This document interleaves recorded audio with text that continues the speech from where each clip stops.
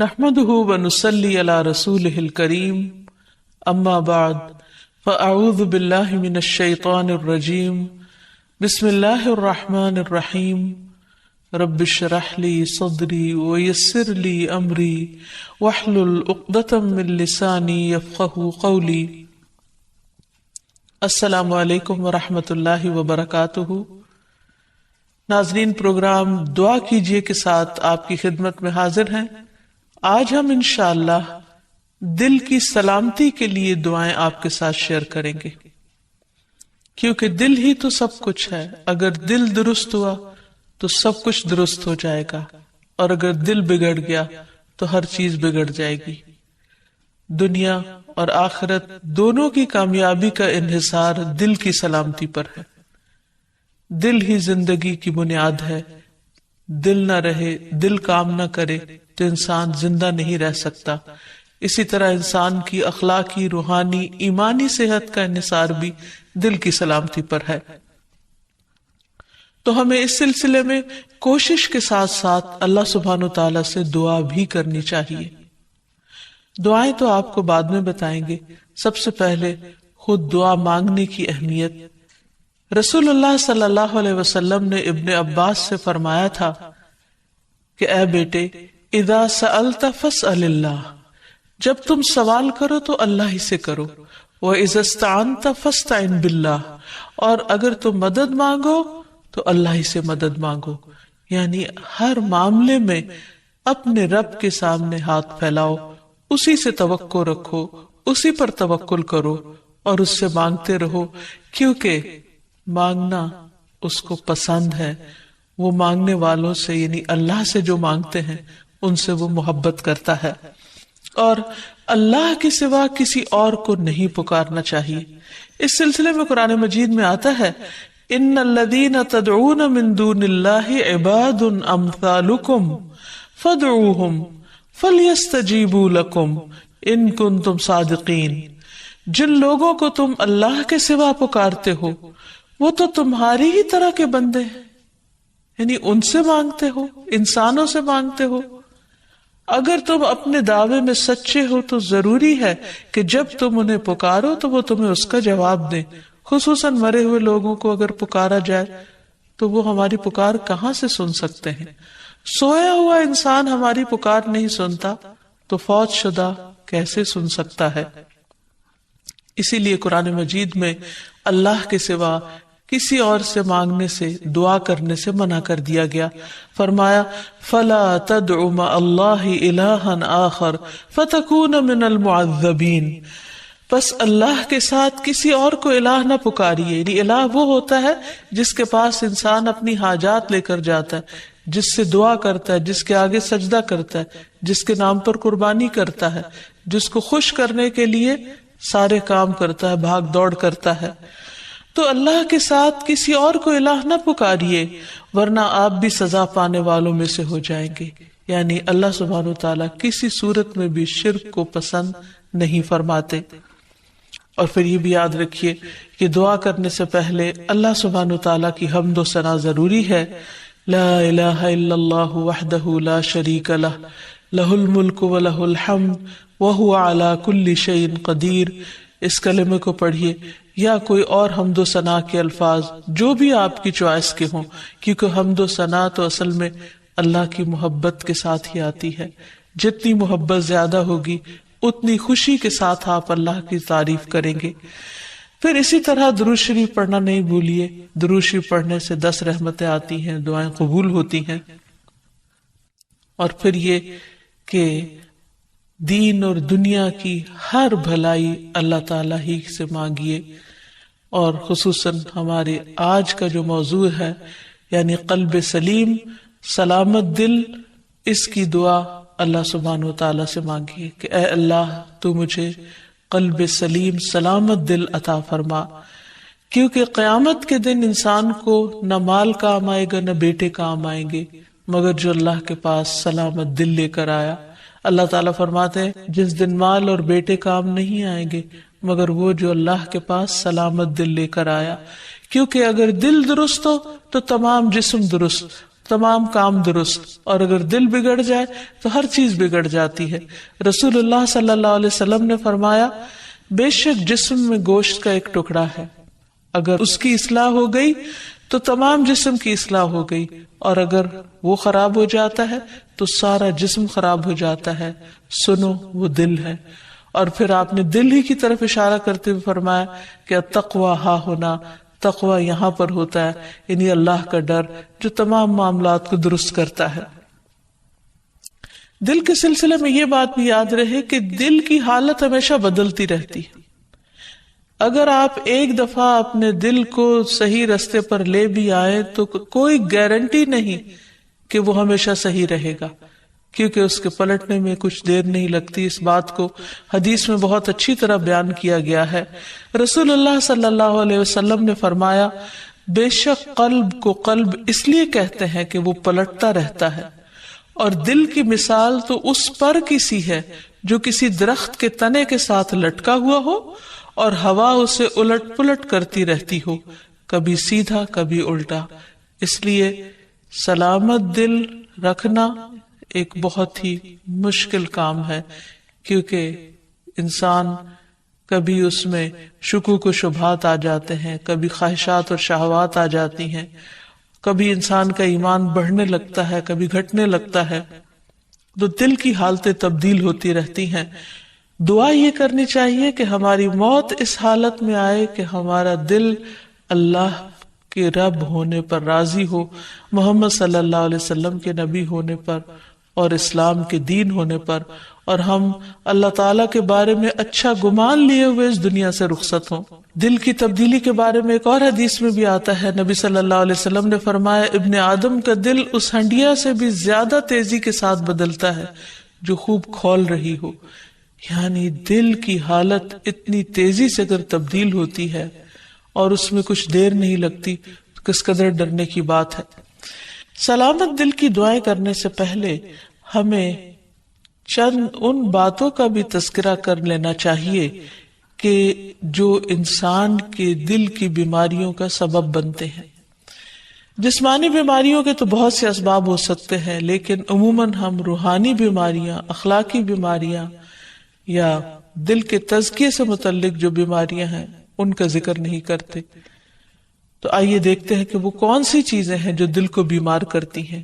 اس میں ایمان کے بعد کفر، ناشکری، یہ دل کی بیماری کا سبب بنتی ہے۔ پھر اسی طرح اللہ سبحانہ تعالیٰ سے زیادہ اوروں کا خوف، یعنی اللہ تعالیٰ اس بات کا حقدار ہے کہ سب سے زیادہ ہم اس سے ڈریں۔ ہم عموماً اپنے ظاہر کے بارے میں کیوں اتنے کانشیس ہوتے؟ کیونکہ لوگ دیکھتے ہیں، اور دل کے بارے میں غافل ہوتے، حالانکہ اللہ سبحانہ تعالیٰ اس کو دیکھتے۔ پھر اللہ تعالیٰ کے ذکر سے روگردانی دل کو بیمار کر دیتی ہے۔ نبی صلی اللہ علیہ وسلم نے فرمایا، اس شخص کی مثال جو اپنے رب کو یاد کرتا ہے اور جو اپنے رب کو یاد نہیں کرتا، زندہ اور مردہ جیسی ہے، یعنی اتنا بڑا فرق ہے۔ پھر اسی طرح مشکلات میں اللہ تعالیٰ کی طرف رجوع نہ کرنا، یہ دل کو بیمار کر دیتا ہے۔ نمازیں چھوڑنا، خصوصاً جمعہ چھوڑ دینا، فرائض سے پیچھے رہنا۔ نبی صلی اللہ علیہ وسلم منبر کی سیڑھیوں پر چڑھتے ہوئے فرما رہے تھے، لوگ جمعہ کی نماز چھوڑنے سے باز آ جائیں، ورنہ اللہ ان کے دلوں پر مہر لگا دے گا، پھر وہ غافلوں میں سے ہو جائیں گے۔ اسی طرح بلا عذر، بلا وجہ نماز چھوڑ دینا۔ آپ صلی اللہ علیہ وسلم نے فرمایا، جو شخص سستی کی وجہ سے بلا عذر 3 جمعے چھوڑ دے، اللہ تعالیٰ اس کے دل پہ مہر لگا دیتا ہے۔ پھر اسی طرح قرآن میں غور و فکر نہ کرنا، یہ دلوں کو بیمار کر دیتا ہے۔ علم سے دوری، سیکھا ہوا علم بھلا دینا۔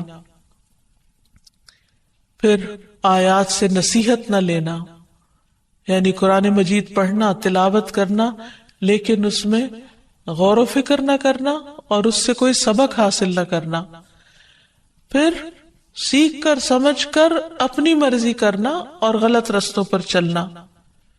پھر غلط کاموں کے بھی ایسے برے نتائج ہوتے ہیں جن کی وجہ سے دل سخت ہو جاتے ہیں، جیسے گناہ کرنا دلوں پر غلبہ پانے والا ہے، یعنی گناہ کے اثرات ہوتے، گناہ دلوں کو زنگ آلود کر دیتے، گناہ سے دلوں کی روشنی ختم ہو جاتی ہے۔ رسول اللہ صلی اللہ علیہ وسلم نے فرمایا، جب کسی مسلمان سے کوئی گناہ سرزد ہوتا ہے تو اس کے دل پر ایک سیاہ دھبا پڑ جاتا ہے، اگر وہ توبہ کرے اور باز آ جائے اور استغفار کر لے تو اس کا دل پھر سے صاف اور روشن ہو جاتا ہے، ورنہ جتنے گناہ بڑھتے جاتے ہیں اتنے ہی سیاہ دھبے بڑھتے جاتے ہیں، حتیٰ کہ اس کے دل پر وہ زنگ چھا جاتا ہے جس کا ذکر اللہ عز و جل نے قرآن میں کیا ہے، کلا بل ران علی قلوبہم ما کانوا یکسبون، ہرگز یہ بات نہیں بلکہ ان لوگوں کے دلوں پر ان کے برے اعمال کا زنگ لگ گیا ہے۔ پھر اسی طرح غلط تمنائیں یعنی حرام چیزوں کی خواہش کرنا، یہ دلوں کو بیمار کرنے کا سبب ہوتا ہے۔ دنیا کی حد سے زیادہ محبت اور موت سے نفرت اور آخرت سے غفلت اور صرف دنیا کی فکر کرتے رہنا، دنیا ہی کے غم پالتے رہنا، یہ دلوں کو بیمار کر دیتا ہے۔ یعنی انسان جب اللہ تعالیٰ کے حقوق میں کمی کرتا ہے، بندوں کے حق میں کمی کرتا ہے، بد اخلاقی کرتا ہے، تو پھر دلوں کے اوپر میل چڑھنے لگتی ہے، دل سیاہ ہونے لگتے ہیں اور دل بیمار ہونے لگتے ہیں اور قلب سلیم سے بہت دور ہو جاتے ہیں۔ پھر اسی طرح محض اپنی خواہشات کی پیروی کرنا۔ نبی صلی اللہ علیہ وسلم نے فرمایا، مجھے تمہارے متعلق ان گمراہ کن خواہشات سے سب سے زیادہ اندیشہ ہے جن کا تعلق تمہارے پیٹ اور تمہاری شرمگاہ سے ہوتا ہے، اور اپنی مرضی پر چلنے کی گمراہی کا بھی اندیشہ ہے۔ پھر اسی طرح کثرت کلام اور کثرت طعام، بہت کھانا، بہت باتیں کرنا، یہ بھی دلوں کو سخت کر دیتی ہیں چیزیں۔ پھر ضرورت سے زیادہ سونا، یہ بھی دل کی سختی کا باعث ہوتا ہے۔ تو یہ چند ایک چیزیں ہیں جو دلوں کو بیمار کرنے کا سبب ہے۔ حقیقت یہ ہے کہ ہر وہ چیز جو اللہ کو ناراض کرنے والی ہے، خواہ اس کا تعلق سوچ سے ہو یا گفتگو سے ہو یا عمل اور رویے سے ہو، یہ تمام تر چیزیں انسان کے دل کی خرابی کا باعث بنتی۔ پھر اللہ کا ذکر کثرت سے کرنا، فرمایا وَاذْكُرُوا اللَّهَ كَثِيرًا لَعَلَّكُمْ تُفْلِحُونَ، اور اللہ کو بہت زیادہ یاد کرو تاکہ تم فلاح پاؤ۔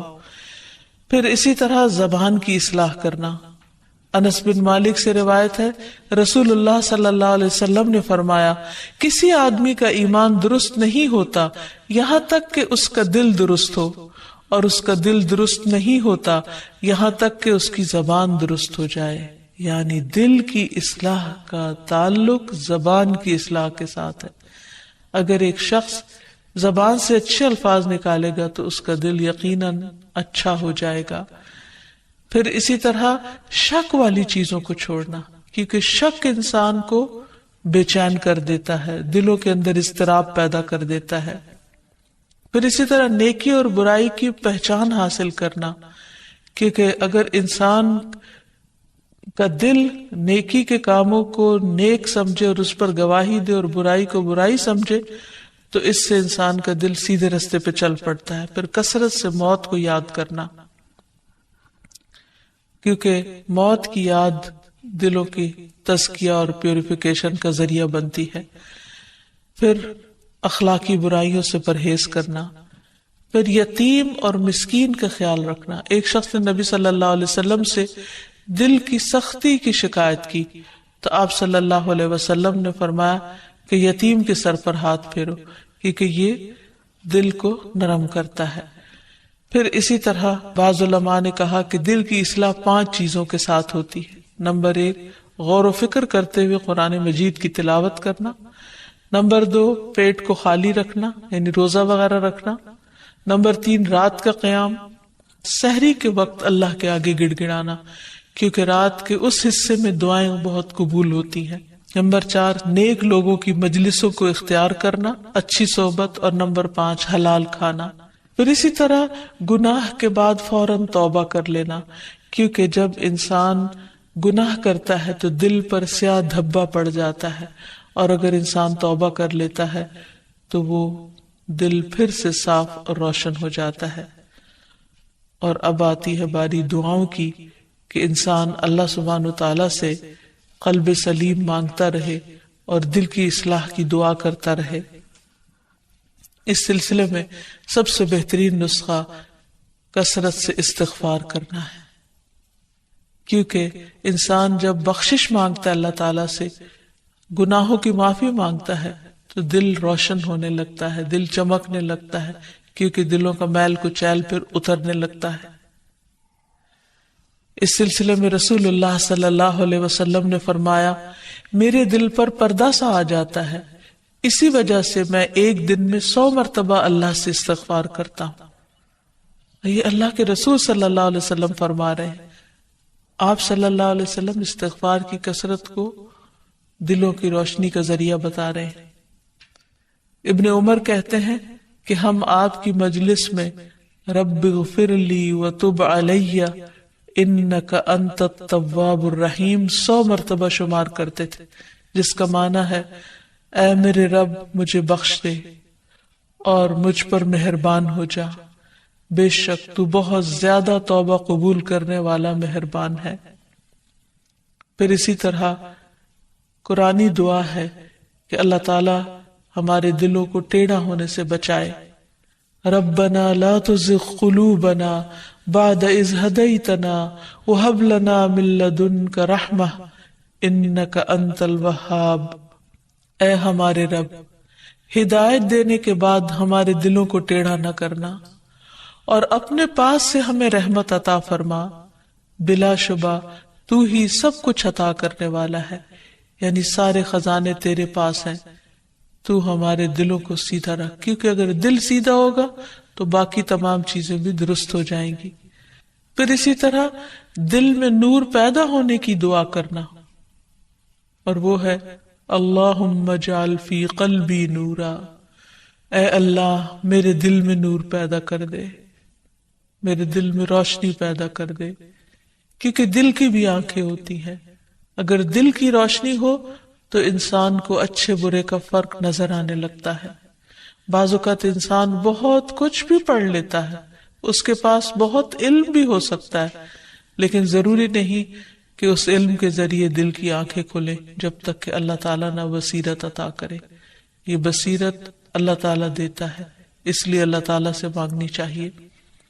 پھر اسی طرح دل کی ہدایت کی دعا کرنا، آپ صلی اللہ علیہ وسلم نے دعا سکھائی، اللہم اہد قلبی وسدد لسانی واسلل سخیمۃ قلبی، اے اللہ میرے دل کو رہنمائی عطا فرما، میری زبان کو درستگی عطا فرما اور میرے دل کے کینے کو دور کر دے، کیونکہ شرک، نفاق، حسد، بغض، کینہ، کدورت دلوں سے نکلیں گے تو ہی دل روشن ہوں گے۔ پھر اسی طرح یہ بھی ضروری ہے کہ انسان دین پر دل کی ثابت قدمی کی دعا کرے۔ عبداللہ ابن عمرو ابن العاص کہتے ہیں کہ انہوں نے رسول اللہ صلی اللہ علیہ وسلم کو فرماتے ہوئے سنا کہ تمام بنی آدم کے دل رحمان کی انگلیوں میں سے 2 انگلیوں کے درمیان ایک دل کی طرح ہے، وہ جسے چاہتا ہے اسے پھیر دیتا ہے۔ پھر رسول اللہ صلی اللہ علیہ وسلم نے فرمایا، اللہم مصرف القلوب صرف قلوبنا علی طاعتک، اے اللہ دلوں کے پھیرنے والے ہمارے دلوں کو اپنی اطاعت پر پھیر دے، یعنی تو ہی ان کے اندر اپنی اطاعت اور فرما برداری کا شوق پیدا کر دے، کیونکہ اگر دل کسی کام کے کرنے پہ راضی ہو جائے تو وہ کام کرنا بہت آسان ہو جاتا ہے۔ اطاعت کے بڑے سے بڑے کام، مشکل سے مشکل، کٹھن اور بھاری کام بھی بہت معمولی معلوم ہوتے ہیں۔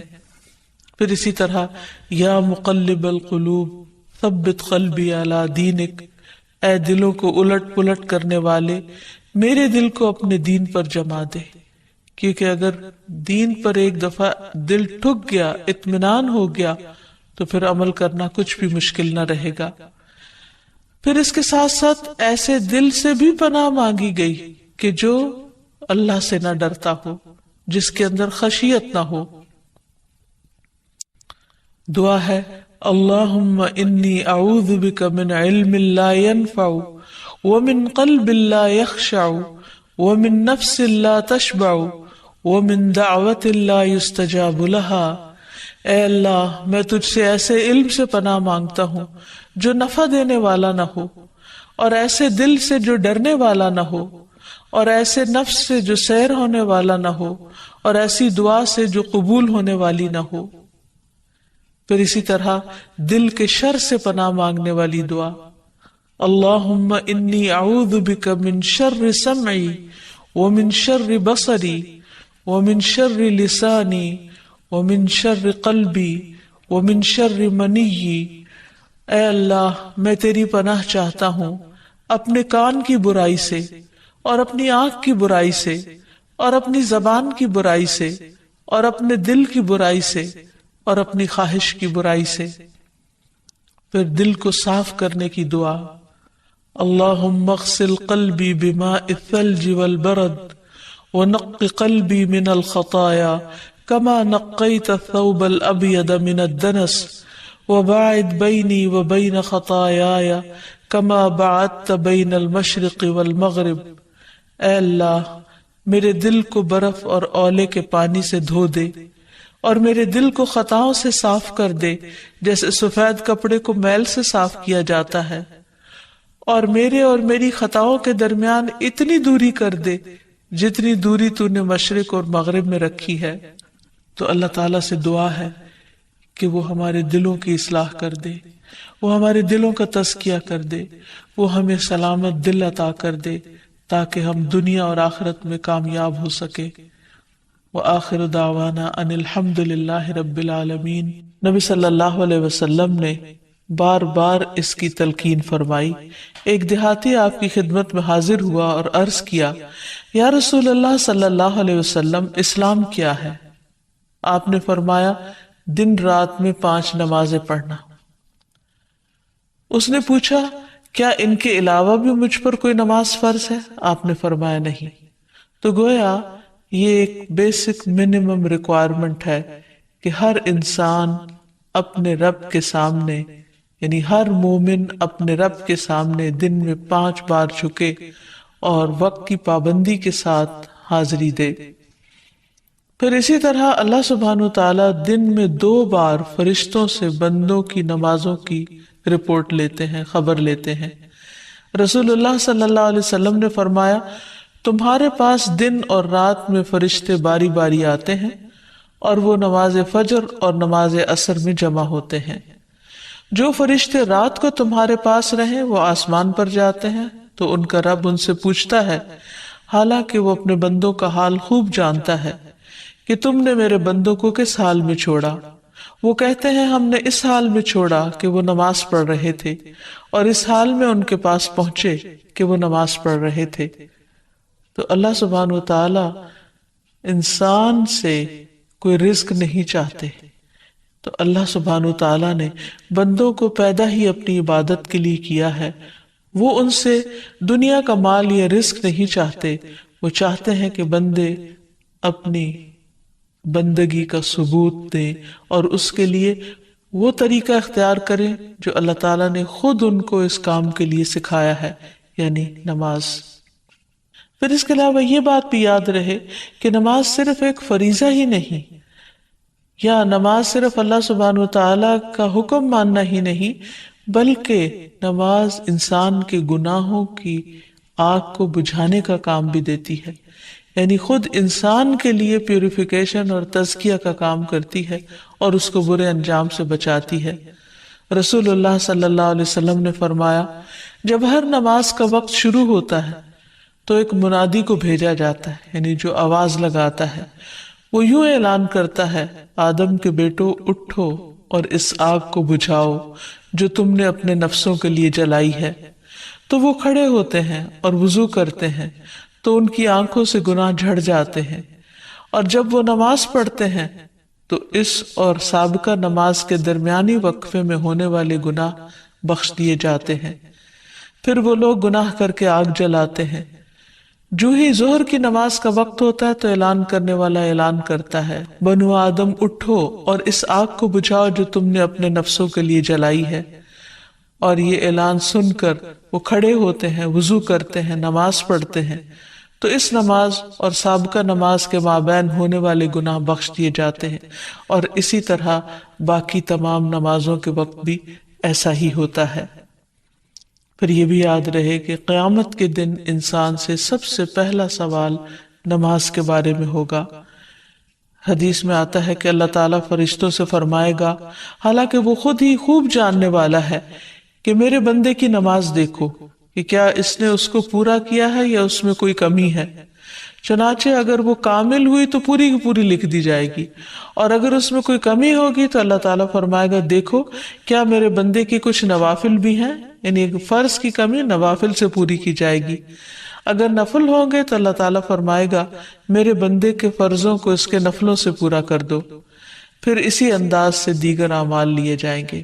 پھر اسی طرح یہ ہے کہ باقی اعمال کی درستگی کا انحصار بھی نماز کی درستگی پر ہے، کیونکہ نماز میں انسان دراصل اللہ سبحانہ وتعالیٰ کے حضور حاضر ہوتا ہے اور اس بات کا وعدہ کرتا ہے کہ ایاک نعبد، صرف تیری ہی ہم عبادت کرتے ہیں۔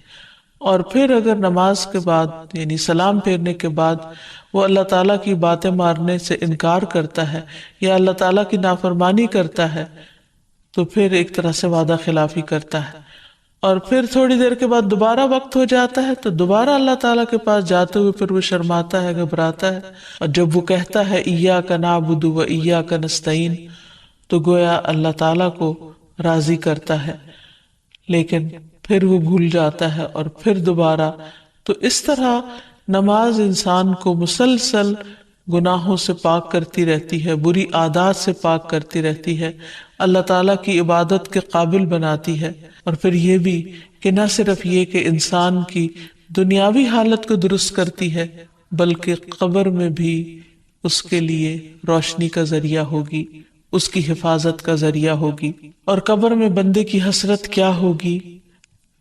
ابو ہریرہ کہتے ہیں کہ نبی صلی اللہ علیہ وسلم ایک قبر کے پاس سے گزرے اور اسے حال میں ہی دفن کیا گیا تھا، تو آپ نے فرمایا، یہ 2 رکعتیں جو کتنی خفیف ہوتی ہیں اور تم لوگ انہیں حقیر اور زائد سمجھتے ہو، یعنی 2 نفل پڑھتے ہوئے گھبراتے ہو، لیکن وہ 2 رکعتیں اگر یہ صاحب قبر اپنے عمل میں زیادہ کر لیتا تو اس کی نظر میں باقی تمام دنیا سے بھی زیادہ اس کو محبوب ہوتی۔ یعنی اگر وہ یہ نماز پڑھ لیتا تو اس وقت اس کو یہ نماز یعنی 2 رکعتیں جو ہیں ہر چیز سے زیادہ پیاری ہوتی جو اس وقت اس کے پاس ہے۔ یہ بھی یاد رہے کہ نبی صلی اللہ علیہ وسلم کے آخری الفاظ نماز کے بارے میں تھے، اور اسلام میں بچوں کو بھی سب سے پہلے دین کی جو چیز سکھانے کی ضرورت ہے وہ نماز ہی ہے، یعنی عملی زندگی میں۔ چونکہ اس نماز کے بہت سارے فائدے ہیں، اس لیے انسان کو نماز شوق کے ساتھ پڑھنی چاہیے اور اس کو اپنے اوپر بوجھ نہیں سمجھنا چاہیے۔ نماز اللہ سبحانہ وتعالیٰ کی رحمت کا ذریعہ ہے۔ اللہ تعالیٰ فرماتے ہیں وَأَقِيمُوا الصَّلَاةَ وَآتُوا الزَّكَاةَ وَأَطِيعُوا الرَّسُولَ لَعَلَّكُمْ تُرْحَمُونَ، نماز قائم کرو، زکوٰۃ ادا کرو، رسول کی اطاعت کرو تاکہ تم پر رحم کیا جائے۔ نبی صلی اللہ علیہ وسلم نے فرمایا، جب تم میں سے کوئی شخص نماز کے لیے کھڑا ہوتا ہے تو اللہ تعالیٰ کی رحمت اس کی طرف متوجہ ہوتی، یعنی وہ رحمت کا مستحق ہو جاتا ہے، اور ایسے بندے سے اللہ سبحانہ وتعالیٰ خوش ہوتے ہیں، کیونکہ ایسے لوگ اللہ تعالیٰ کو راضی کرنے کے لیے دوڑ دھوپ کر رہے ہوتے ہیں۔ فرمایا، جو مسلمان مرد نماز اور ذکر کے لیے مسجدوں میں پابندی سے حاضر ہوتا ہے، اللہ تعالیٰ اس سے ایسا خوش ہوتے ہیں جس طرح مسافر کے گھر والے اس کے گھر واپس آنے پر خوش ہوتے ہیں۔ یعنی ایک شخص لمبے طویل سفر کے بعد جب گھر لوٹتا ہے تو گھر والوں کی خوشی کا ٹھکانہ نہیں ہوتا۔ تو اسی طرح جب ایک بندہ اپنے دنیا کے کام کاج چھوڑ کر مسجد میں حاضری دیتا ہے تو اللہ سبحانہ وتعالیٰ بھی اس سے اسی طرح خوش ہوتے ہیں۔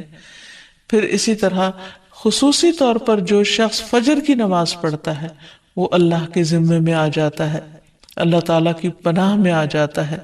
رسول اللہ صلی اللہ علیہ وسلم نے فرمایا، جس نے صبح کی نماز پڑھی وہ شام تک اللہ کے ذمے میں ہے۔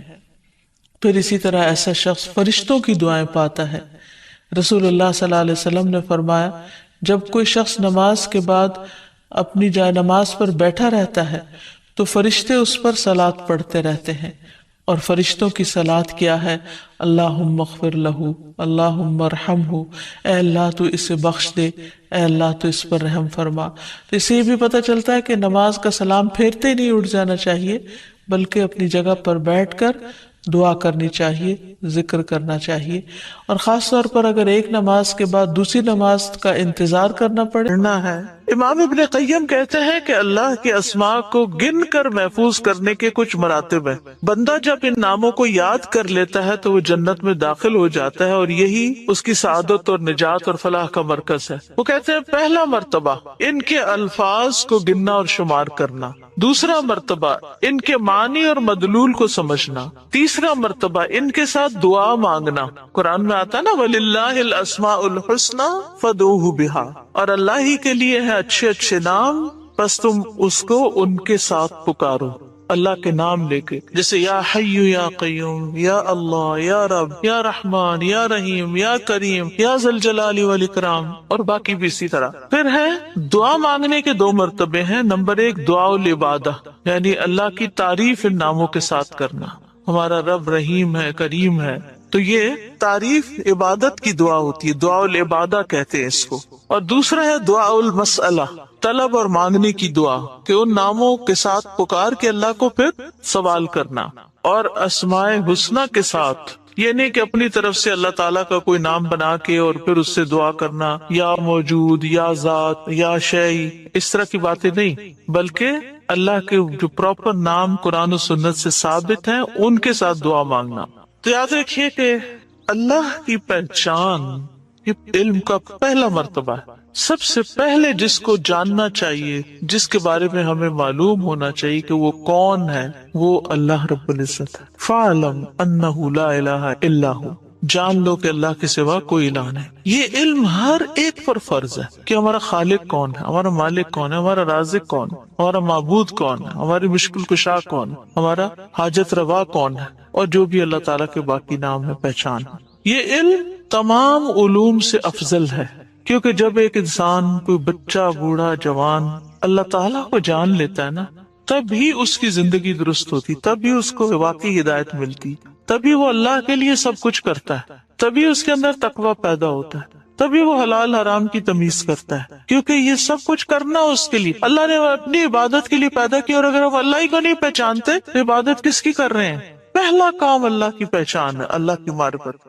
خود بھی اور اپنی آل اولاد کو بھی اور اپنے آس پاس کے لوگوں کو۔ اور اللہ کی پہچان کے لیے اللہ کے ناموں کا علم حاصل کرنا ضروری ہے۔ پھر اس سے ایمان میں بھی اضافہ ہوتا ہے، جتنا جتنا آپ اللہ کو زیادہ جانتے چلے جاتے ہیں اتنا اتنا آپ کا ایمان بڑھتا ہے۔ اسی لیے اس کو اشرف العلوم کہا گیا ہے کہ تمام علوم کا سردار ہے یہ۔ پھر اسی طرح اللہ تعالیٰ کے ناموں کو پڑھنے، یاد کرنے، جاننے، سمجھنے کے بارے میں کچھ اصول و قواعد ہیں۔ اس میں پہلی بات یہ ہے کہ اللہ کے تمام نام توقیفی ہیں، اس میں عقل کی کوئی گنجائش نہیں، یعنی بذریعہ وحی معلوم ہوئے۔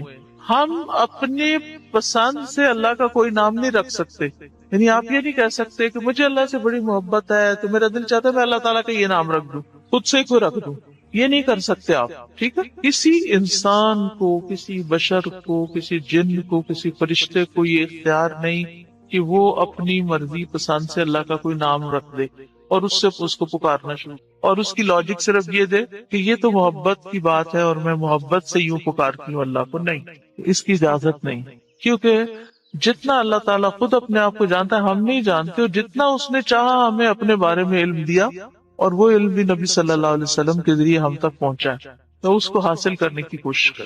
پھر اسی طرح دوسری بات یہ کہ اس بارے میں کتاب و سنت سے آگے نہ بڑھیں، عقل، رائے، خواہش۔ امام احمد کہتے ہیں اللہ کی صفت نہیں بیان کی جائے گی مگر وہی جو خود اس نے اپنی ذات کی بیان فرمائی ہے یا رسول اللہ صلی اللہ علیہ وسلم نے بیان کی۔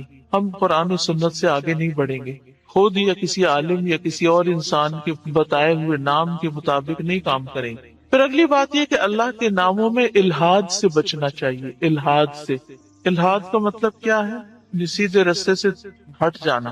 لحد ہوتی ہے نا وہ قبر جو بغلی قبر ہوتی، نیچے گڑا کھودتے کھودتے سائڈ پہ قبر کھودنا شروع کر دے گا۔ تو اس کی بہت سی صورتیں ہو سکتی ہیں، جیسے اللہ کے کسی نام کا انکار کر دیا جائے، یا نام جن صفات پر دلالت کر رہے ہیں ان کا انکار کر دیا جائے، جیسے امت میں کچھ ایسے فرقے گزرے ہیں کہ جو یہ کام کرتے رہے ہیں۔ پھر اسی طرح بغیر تحریف، تعطیل، تکییف اور تمثیل کے اسماء و صفات پر ایمان لانا ضروری۔